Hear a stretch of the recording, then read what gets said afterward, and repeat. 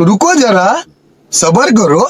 এবারে বক্তব্য পেশ করছেন বাংলাদেশের কৃতি সন্তান কুতুবে খাবদানা এদিকে ভাই বসেন রে ভাই, জায়গারা লাগবে না। তাই বলছি ভাই লাগবে না ভাই। বলবীর হুসাইন খান। আরে ভাই লাগবে না, বসেন বসেন। বলেন বলেন। ইকোটা একটু বাড়বে। আর হ্যাঁ, কানে যেন লাগে। বাইগান আপনারা কেমন আছেন? আলহামদুলিল্লাহ, আপনি কেমন আছেন? আপনাদের বউরা কি ভালো আছে?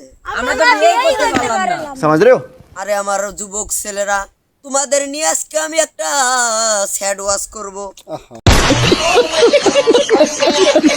না, এই শীতে যাদের বউ নেই তাদের কত কষ্ট। ঠিক বলেছেন উস্তাদ, ঠিক বলেছেন। হ্যাঁ হ্যাঁ, ছেলে বসো, এখনো তো শুরুই করি। এই দেখেন, আজকালকার পোলাপানেরা কৃষক গোসল করে না। আপনারা শোনেন রে বাবা, কারণ তাদের বউ নেই, তাদের ধরে ধরে বিয়া করিয়া দেন। তাহলে দেখবেন তারা প্রত্যেক দিন সকালে পুকুরে, কেন আপনি সেটাই নামতে বলবেন, সেটাই নামে গোসল করবে। বলেন ঠিক না? এর আগের বারেও আমি এই জায়গায় এসেছিলাম, ঠিক না? না, এই জায়গায় এবার কাই প্রথম ওয়াজ হলো হুজুর। জয় বাংলা।